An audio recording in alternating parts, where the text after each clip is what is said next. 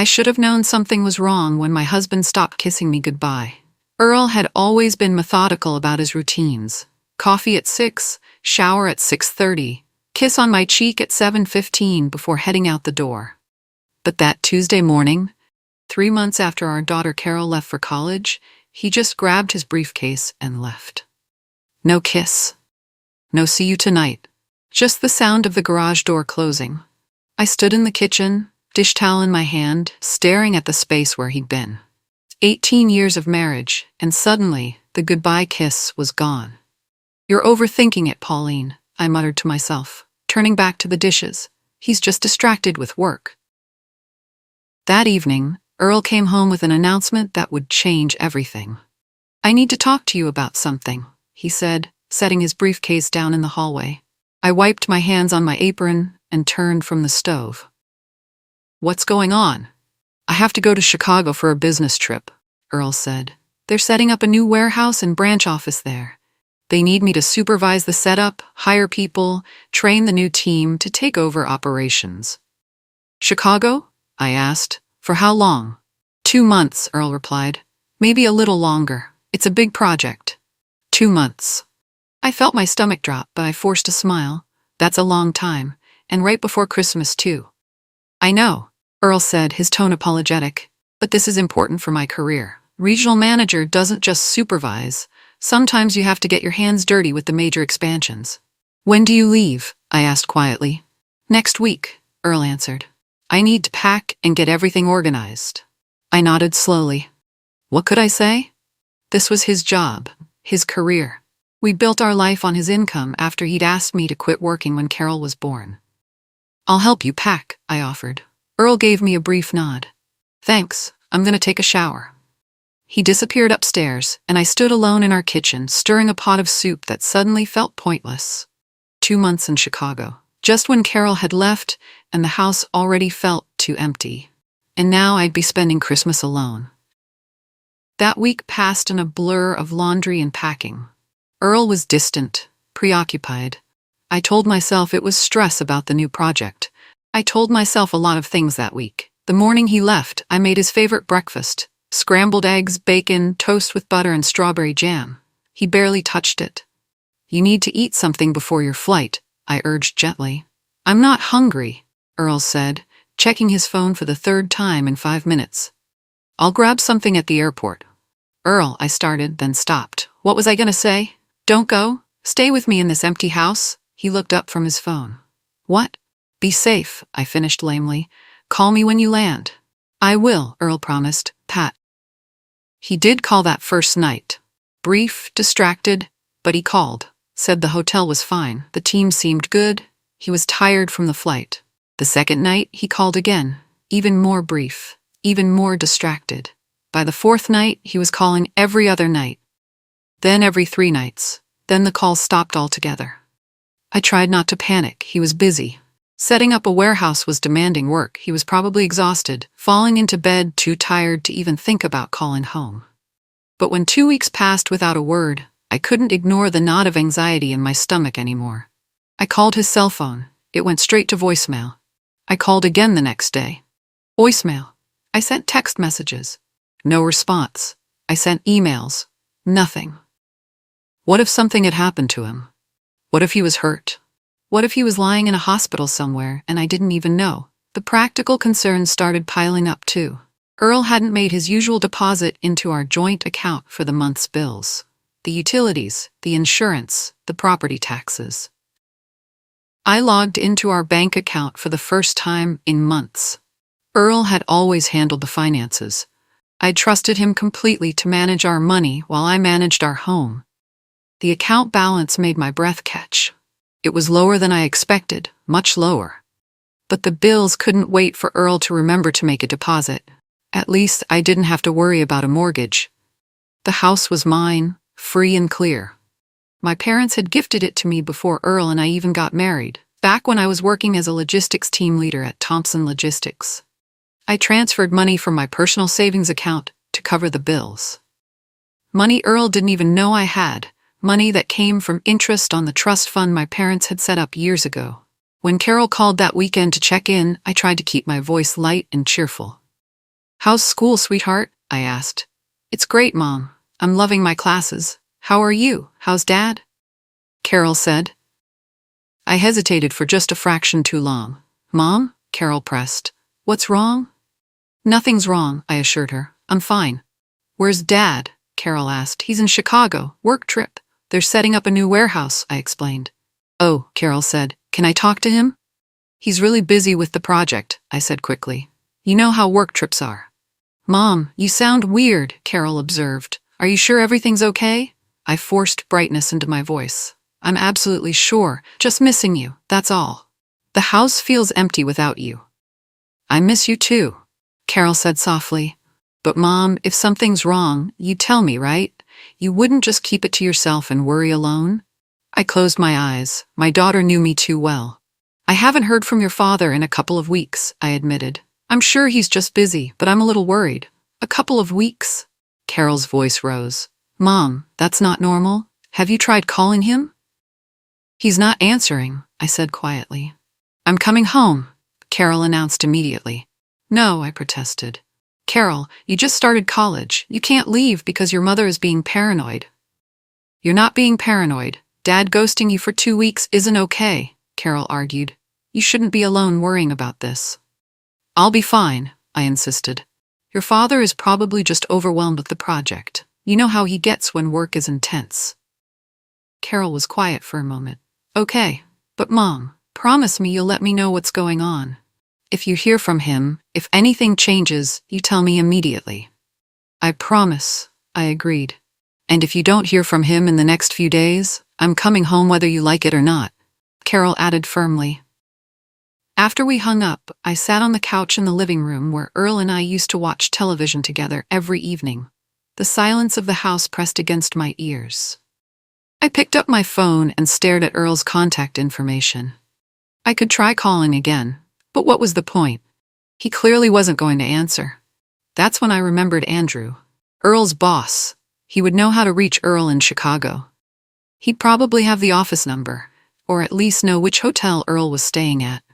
I found the company's main number and called the next morning. Good morning, Thompson Logistics. How may I direct your call? The receptionist answered professionally. Andrew Fletcher's office, please, I requested. One moment, the receptionist replied. After a brief hold, a familiar voice came on the line. Andrew Fletcher speaking. Andrew, hi, this is Pauline Harrison. Earl's wife, I introduced myself. Pauline? It's been years. How are you? Andrew greeted warmly. I'm well, thank you. I'm sorry to bother you at work, but I need to contact Earl in Chicago and I don't have his office number there. So I explained. There was a pause, a long pause. I'm sorry, what? Andrew finally asked. I need Earl's contact information in Chicago, I repeated. I know you're all busy with setting up the new warehouse and branch office, and I apologize for calling, but it's been 2 weeks and I haven't been able to reach him. Pauline, Andrew said slowly. What warehouse set up in Chicago? My heart started beating faster. The new branch office. Earl said they needed him to supervise the setup, hire people, train the team. Pauline, our Chicago office has been operational for 5 years. Andrew stated carefully. We're not setting up anything new there. The room tilted. I gripped the phone tighter. What? I whispered. And you should know about the Chicago office better than anyone, Andrew continued, his voice growing concerned. Earl specifically requested the transfer there. He said you two were relocating to Chicago, that he was moving there permanently. The floor dropped out from under me. He? What? I managed to choke out. Earl transferred to the Chicago office 3 weeks ago, Andrew explained. I signed off on it myself. He said you were excited about the move, that with Carol away at college, it was the perfect time for a fresh start in a new city. I couldn't breathe. The phone felt like it weighed 100 pounds. Pauline? Are you there? Andrew's voice sounded distant, muffled. I didn't know, I finally said. He told me it was a business trip. 2 months. Andrew was quiet for a long, horrible moment. I'm so sorry, he said gently. I had no idea. Earl told me, he said you were both moving, that it was a mutual decision. Can you give me the Chicago office number? I asked, my voice sounding strange and hollow to my own ears. Of course, Andrew replied immediately. He rattled off the number and I wrote it down with shaking hands. Pauline, if there's anything I can do. Andrew started. Thank you, Andrew, I interrupted. I appreciate your help. I hung up before he could say anything else. Earl had transferred to Chicago, permanently, and he'd told his boss that I knew about it, that we were moving together, but he'd told me it was a business trip. He'd lied to me. The question was why. I stared at the Chicago office number written on the notepad in front of me. My hand hovered over my phone. Call, just call and ask for Earl. Demand an explanation. But I couldn't make myself do it. What if there was a reasonable explanation? What if this was all some terrible misunderstanding? Or what if it wasn't? I set the phone down and pressed my palms against my eyes. Maybe Earl was setting up our new home in Chicago. Maybe he wanted to surprise me. Maybe he was planning to come back and tell me everything was ready for us to move. That had to be it. He wouldn't just transfer to another state without telling me. We'd been married for 18 years. We had a daughter together. You don't just leave your wife without a word. But he stopped calling. He stopped answering. He stopped depositing money for bills. The thoughts spun in my head like a tornado, destroying every rational explanation I tried to build. I needed to talk to someone. But who? My parents were gone. My friends from my working days had drifted away during the years I'd been a stay-at-home mom. Carol was at college, and I'd promised her everything was fine. I was alone in this house with a phone number I was too afraid to call husband who had apparently moved to another state without bothering to mention it. The weeks crawled by. Christmas was approaching, and I was going to spend it alone for the first time in 18 years. I kept the house clean. I cooked meals for one. I paid the bills with my own money. I pretended everything was normal. Carol called regularly, and each time I lied through my teeth. Any word from Dad? She'd ask. He's still swamped with work, I'd answer. You know how these big projects are. I didn't tell her what Andrew had said. I didn't tell her about the transfer. I didn't tell her that her father had apparently started a new life in Chicago without us, because saying it out loud would make it real. The week before Christmas, I finally forced myself to look at our joint bank account again. Really look at it. I scrolled through months of transactions, my stomach sinking with each screen. Regular transfers to an account I didn't recognize. $500 here, $1,000 there. Going back months, years even.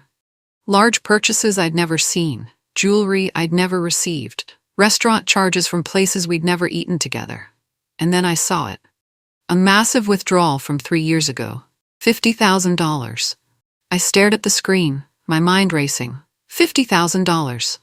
What could he have possibly needed $50,000 for? The date was 3 years ago.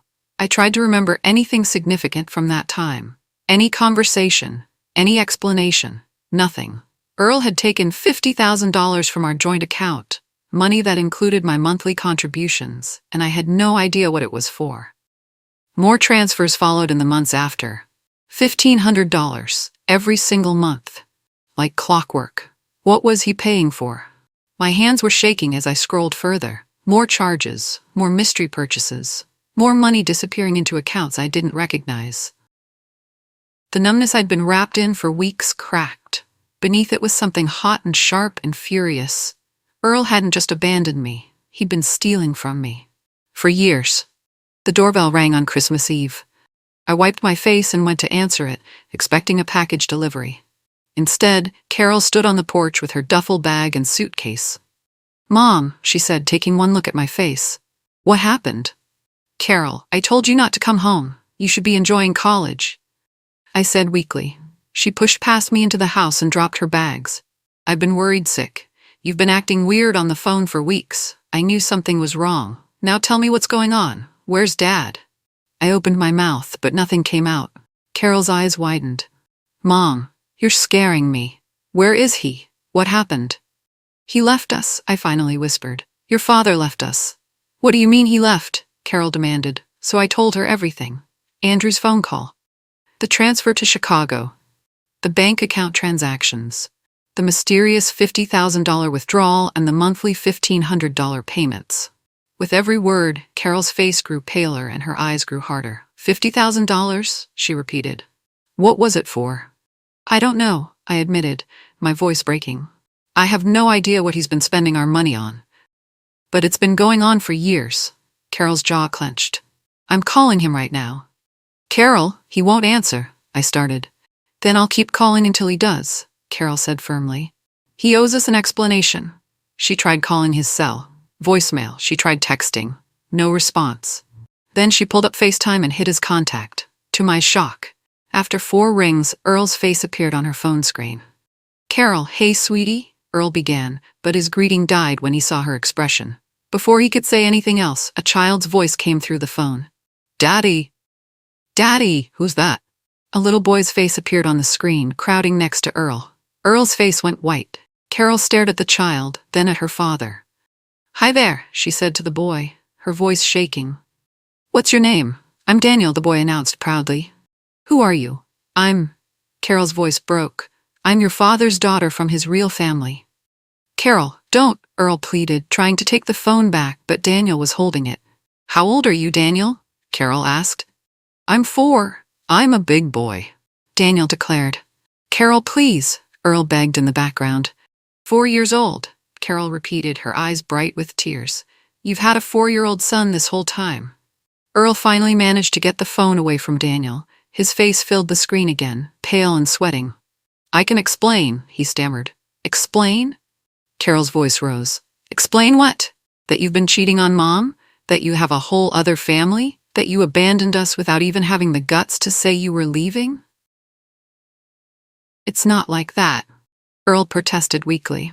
Then what's it like, Dad? Carol demanded. Because from where I'm standing, it looks like you're a lying, cheating coward who waited until I left for college so you could run away to your mistress and your secret kid. Don't call her that, Earl snapped, then immediately looked like he regretted it. Oh, I'm sorry. Am I being disrespectful to the woman who's been sleeping with my married father? Carol shot back. She's there right now, isn't she? A female voice in the background. Earl, what's going on? Who are you talking to? That's her, isn't it? Carol said, her voice shaking with rage. Carol, this isn't the time, Earl started. When I asked the time, Dad? Carol interrupted. You've been lying to us. You ghosted Mom for weeks. You let her worry. You stopped paying bills. She's been using her own money while you're playing house with your mistress. She's not. Look, it's complicated, Earl stammered. It's not complicated, Carol shouted. You cheated. You had a kid with another woman. You abandoned your family, and you've been stealing money. Mom found the bank statements. $50,000 3 years ago. $1,500 every month. What have you been spending our money on? Earl's face went even paler. That's not, he stammered. Not what? Carol screamed. Not our business. That's Mom's money too. She's been putting money into that account every month thinking it was for our family. What did you use it for? I stayed for you, Earl said desperately, trying to change the subject. I wanted you to have stability. I didn't want to disrupt your life while you were growing up. Carol laughed, harsh and bitter. You stayed for me? You had a whole other child and you stayed for me? Don't you dare try to make this about protecting me. You stayed because it was convenient. You wanted both families and you thought you could get away with it. That's not fair, Earl protested. Fair? Carol's voice went dangerously quiet. What's fair about Mom finding out her husband has been stealing from their joint account? What's fair about me finding out I have a 4-year-old half-brother because he answered your FaceTime? The female voice came through clearer now. Earl, who is she? Why is she saying these things? Tell her, Carol demanded. Go ahead, Dad. Tell her who I am. This is my daughter, Earl said quietly off-screen. Your daughter?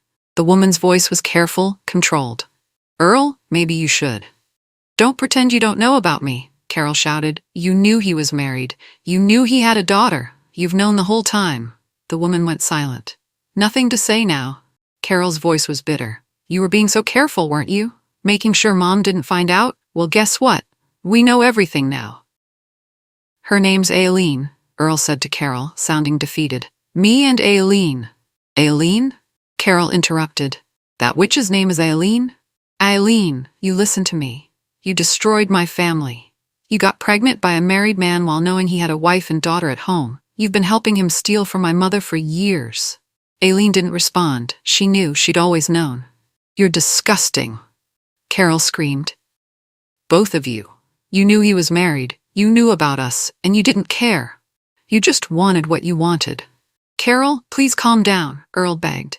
"Don't you dare tell me to calm down," Carol shouted. "You abandoned my mother. You have a secret child. You've been lying for years. And you, Aileen, don't you ever come near me or my mother. Ever. Stay in Chicago with your lies. We're going to make sure everyone knows what kind of people you are." I had been standing frozen in the doorway, listening to every word, hearing the truth pour out, hearing about the woman who knew, who had always known, who had helped Earl lie to me for years. My heart felt like it was being crushed in a vice. The betrayal wasn't just Earl's, it was hers too. She had looked at my marriage, at my life, at my trust, and she had deliberately destroyed it. Not by accident, not by ignorance. She had known. But as I watched my daughter defend me with such fierce love, something shifted inside me. The heartbreak was still there, crushing and horrible. But beneath it was something harder, stronger, anger. I reached for the phone. Carol saw my face and immediately handed it to me.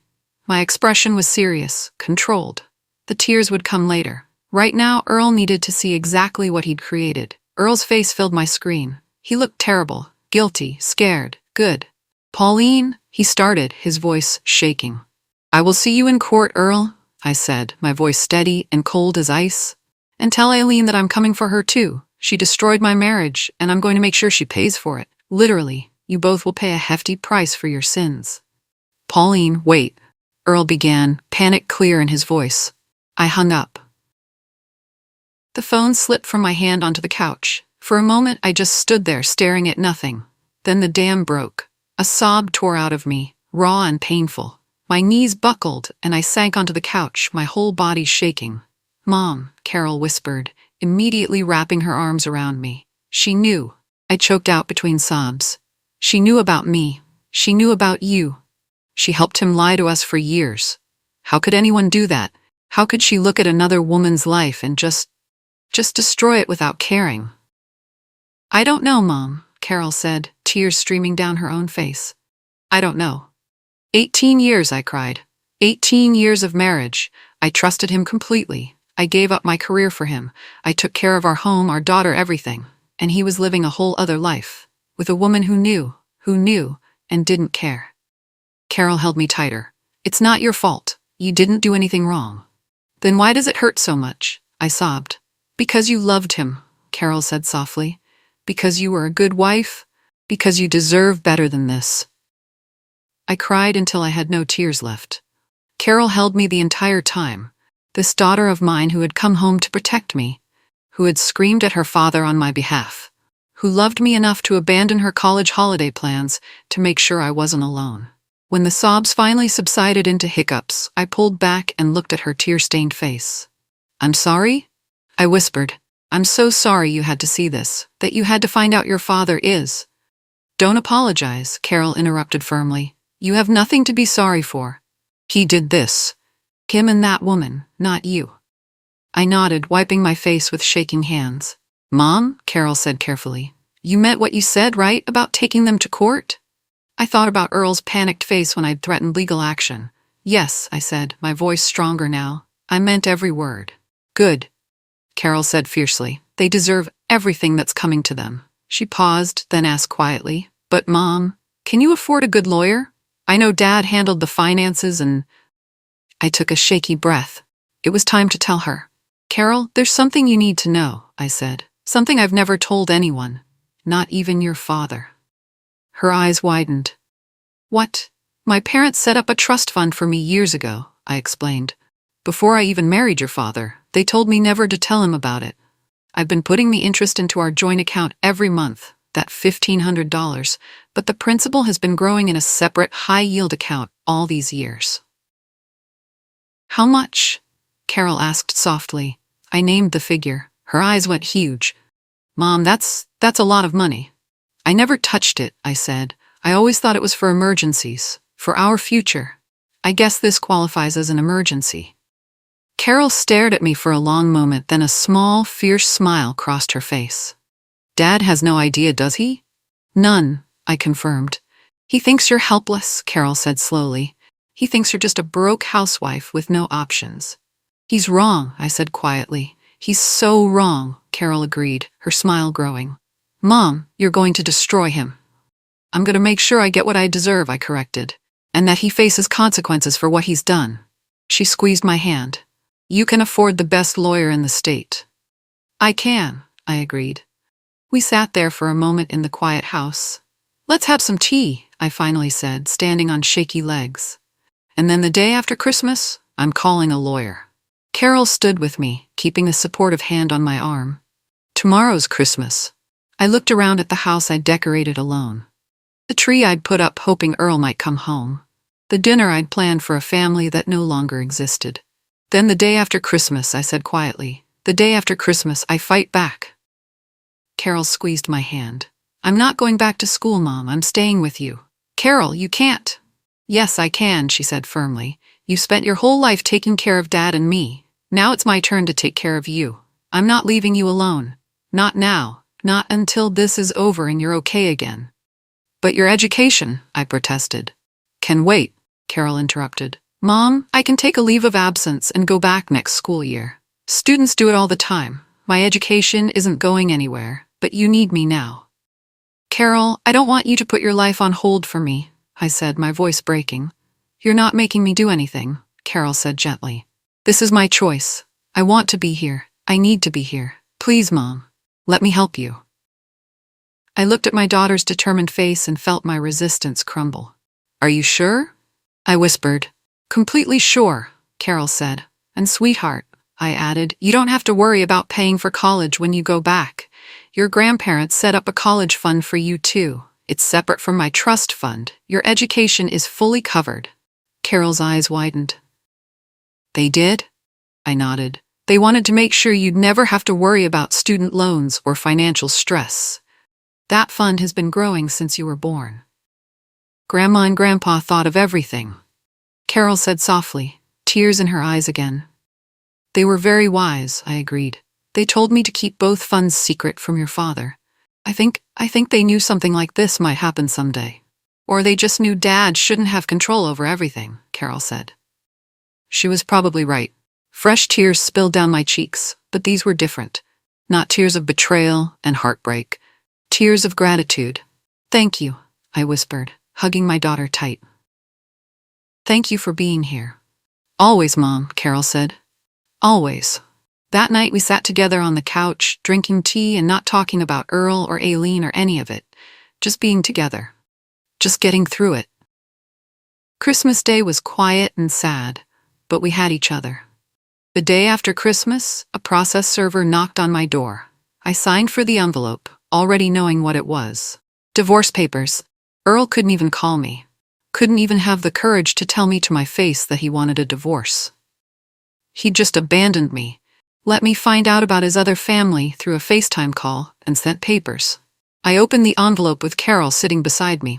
Standard language, irreconcilable differences, a settlement offer that was insultingly low. Carol looked over my shoulder. He's offering you practically nothing. He thinks I'm helpless, I observed, my voice surprisingly calm. He thinks I'm just a housewife with no money and no options. He thinks I'll take whatever he offers because I have no choice. He has no idea what's coming, Carol said darkly. That morning, I called the law office that had been recommended to me by a friend from my old working days. Daniels and Associates, the best divorce attorneys in North Carolina. I scheduled an appointment for the following week. The receptionist was professional and kind, not asking questions, just setting up the time for me to meet with Rebecca Daniels, the senior partner. The days until the appointment crawled by. Carol stayed close, making sure I ate, making sure I slept, just being there when the grief threatened to overwhelm me. The morning of the appointment, I dressed carefully. Not for Earl, not to impress anyone, but because I needed to feel like I had some control over my life. Carol drove me to the law office. She offered to come in with me, but I shook my head. I need to do this myself, I said. She squeezed my hand. I'll be right here waiting. The meeting with Rebecca Daniels lasted 2 hours. I laid out everything I knew. The affair. The secret child who was 4 years old. The transfer to Chicago that Earl had lied about, telling me it was a business trip. The mysterious $50,000 withdrawal from 3 years ago. The monthly $1,500 payments that I couldn't explain. The bank statements showing purchases I'd never seen. Rebecca listened carefully, taking notes, asking clarifying questions. When I mentioned my trust fund, her expression shifted. I could see the calculation in her eyes. This changed everything. Earl thought he was dealing with a helpless housewife with no resources. He was very, very wrong. Rebecca explained that she would file a motion to freeze all marital assets immediately. She would hire a private investigator to find out exactly what Earl had been spending our money on and to gather evidence about this other woman. She would prepare a comprehensive accounting of every penny Earl had taken. She also explained that North Carolina was one of the few states that still allowed alienation of affection lawsuits. If we could prove that this woman had knowingly entered into an affair with Earl and had actively destroyed our marriage, we could sue her separately from the divorce. By the time I walked out of that office, I had a plan, a good plan. Carol took one look at my face and smiled. "You're going to fight. I'm going to win," I corrected. 2 weeks later, the private investigator Rebecca had hired delivered his findings. The $50,000 withdrawal? Down payment on a house in Chicago, purchased 3 years ago, in Earl's name. The monthly $1,500 payments? Mortgage payments on that same house. For 3 years, I had been unknowingly paying for my husband to buy a home for his mistress. The investigator had also uncovered receipts, jewelry, expensive dinners, weekend trips to Chicago that Earl had claimed were business-related, all paid for with our marital funds. All for her. Her name was Aileen Lawson. She worked at Thompson Logistics in the Chicago office. Under Earl's supervision, he was her boss. The investigator had interviewed her neighbors. Everyone knew Earl. He visited regularly. The little boy called him Daddy. He'd been living this double life for years, and everyone in that Chicago neighborhood knew about it, except me. But the most damaging piece of evidence came from one of Aileen's neighbors. A woman who remembered a conversation from years ago. Aileen had told her that Earl was married, but that he was going to leave his wife once his daughter went to college. She'd said it with certainty, like it was a plan they'd made together. So she'd known. From the very beginning, she'd known Earl was married, knew he had a wife and daughter in North Carolina, and she'd helped him lie to us for years, helped him steal from us, waited patiently for him to abandon us. Reading through the investigator's report, seeing it all laid out in black and white, something inside me hardened. This wasn't just betrayal. This was calculated destruction. Rebecca filed the divorce response, rejecting Earl's insulting settlement offer. She filed the motion to freeze assets. She filed the alienation of affection lawsuit against Aileen Lawson. And she contacted Thompson Logistics corporate office about the fraternization policy violation. The week after New Year's, process servers arrived at the Chicago office. Earl and Aileen were both served at work in front of their colleagues. Rebecca told me later that Aileen had been visibly shaking, terrified, when she read the lawsuit against her for $250,000. That they'd both been called into their supervisor's office and suspended pending an investigation into their 5-year relationship that violated company policy. I imagined Earl's face when he opened those documents. When he realized I wasn't just accepting his terms, when he saw the alienation of affection lawsuit, when he understood that I knew everything. Good. Let them panic. Over the next several months, Carol became my rock. She handled things when I couldn't face them. She made sure I ate. She sat with me through the worst of the grief, and slowly, with her encouragement, I started to rebuild. Carol mentioned one day that her roommate worked remotely doing customer service. It got me thinking about my old skills, my logistics experience, my organizational abilities. I started researching remote positions in logistics coordination, updated my resume for the first time in 18 years, applied for jobs. Within 2 weeks, I had 3 interviews. Within a month, I had a job offer from a major shipping company. Remote logistics coordinator. Excellent pay, flexible hours. Benefits. I accepted immediately. Suddenly, I wasn't just Earl's abandoned wife anymore. I wasn't just living off settlement money in my trust fund. I was Pauline Smith, logistics coordinator. I was using my brain again. Contributing. Building something that was entirely mine. Carol was so proud she cried when I told her. She also insisted on taking me shopping for new work clothes. Then convinced me to update my hairstyle. Then suggested I join a gym. "It'll help with the stress, Mom," she said, "and you deserve to take care of yourself." She was right. I started going to the gym regularly. The physical activity cleared my mind, helped me process everything, gave me goals that had nothing to do with Earl or the divorce, and the results were impossible to ignore. By summer, I'd lost weight. My clothes fit better. I had energy I hadn't felt in years. I looked in the mirror and actually recognized the woman staring back at me. 3 months after the lawsuits were filed, Thompson Logistics terminated both Earl and Aileen for violating company fraternization policies. Rebecca had provided the company with evidence of their 5-year relationship and the fact that Earl, as regional manager, was Aileen's direct supervisor. No severance, no references, just termination. The divorce proceeded exactly as Rebecca had planned. The judge was not sympathetic to Earl's arguments. The evidence of adultery was overwhelming. The misuse of marital funds was documented in painful detail. His abandonment was clear. I was awarded a significant portion of the marital assets. The judge ordered Earl to reimburse me for every penny he'd taken to support Aileen, the house down payment, 3 years of mortgage payments, all the gifts and trips and jewelry. The Chicago house was ordered sold. After Earl paid back what he'd stolen, there was barely anything left for him. And then came the alienation of affection trial. By then, Earl had found work at a warehouse, hourly wages, nothing like his regional manager salary. Aileen was working retail part-time. They'd moved into a small apartment in Chicago, struggling to make ends meet. They'd scraped together enough money to hire a lawyer for Aileen's defense. Not a good one. Not someone like Rebecca, just someone affordable. Rebecca told me they were bringing their son to the trial. Daniel. They thought seeing him might make me change my mind. Might make me feel guilty enough to drop the lawsuit. When I sat in the consultation room before the trial and they walked in with that little boy, my heart did ache. He was innocent in all this.